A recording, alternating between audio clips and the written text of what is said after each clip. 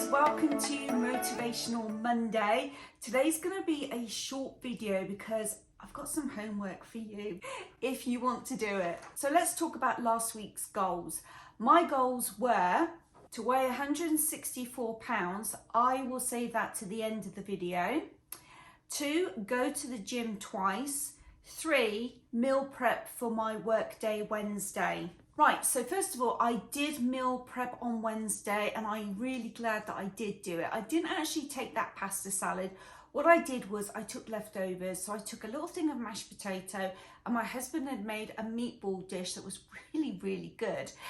So I took that and I stayed away from the staff cafe. So I'm glad I did that. I took the effort and the time to do it, and yeah, that worked out for me. I did manage to go to the gym twice. I'll find out what the weigh-in is later, but all in all, my goals were a success. Now my next week's goals are to weigh in at 163 pounds. I want to go on an early morning walk before it gets too hot, and I want to try and eat 1 salad a day. So whether that's a lunchtime salad or a dinner salad, I at least want to do 1 salad a day. That's going to be a tough one, and you'll find out next week why that was tough for me. Now this week's topic is fasting. I am doing intermittent fasting. I came across a really good documentary on YouTube and I'm going to put it up here, and this is your homework challenge if you so choose to take it on board.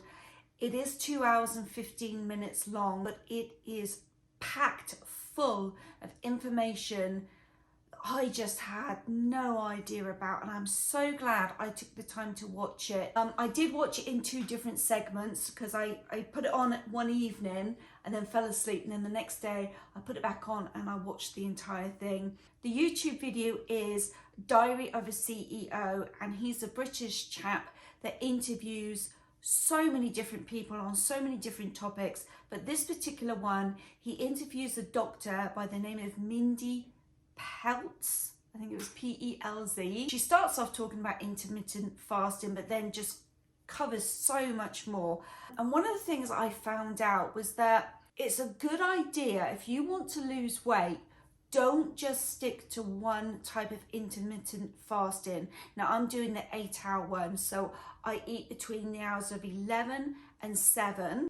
But she talks about mixing it up, and during a week do a 36-hour fasting, which I almost completed. I think I was about 30 hours. I did one this week. And it wasn't that difficult. It was definitely more difficult than doing the 16-hour fasting. Now Mindy talks about the different hours of what can happen as you fast. So I think it was hour 15, she tells you what happens to your body and why it's such a good thing to fast up until hour 15.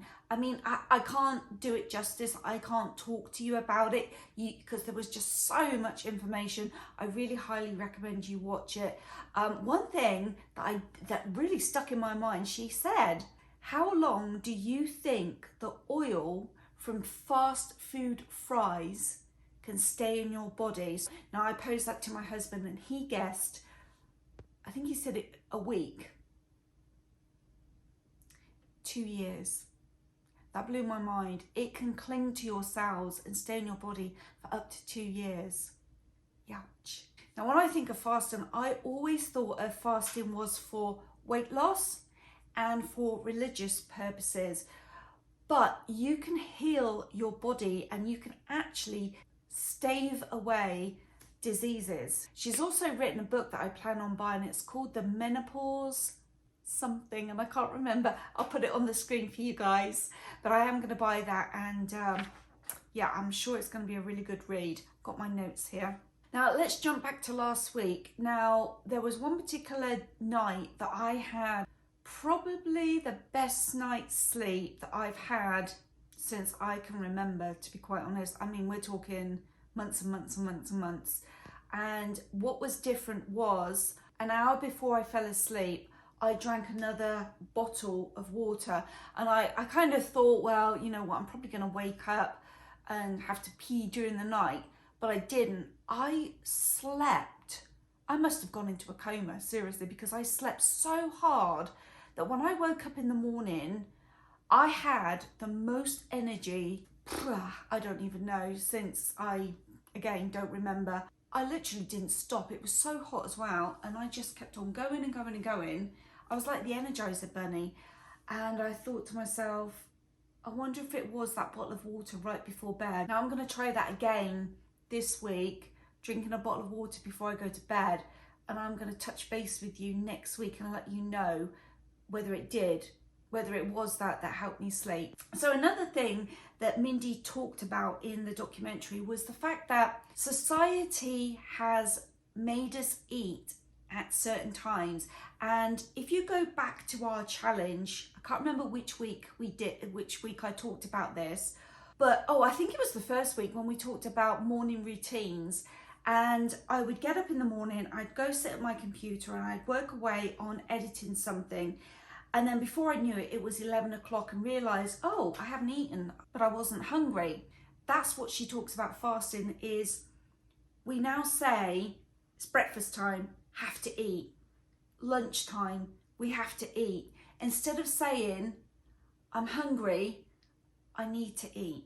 And one of the things she shared was the saying, breakfast is the most important meal of the day. Where did that actual saying come from?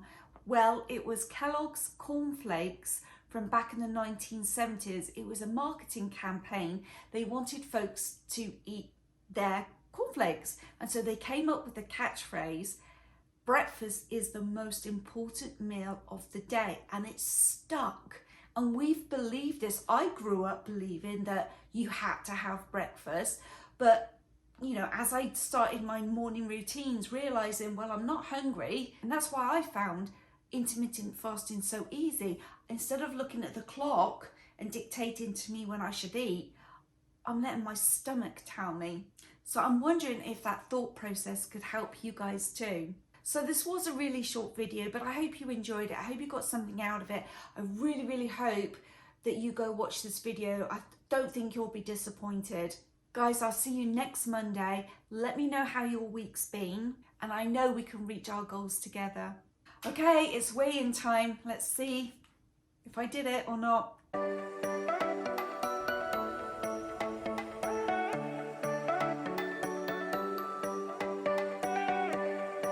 Thanks for watching.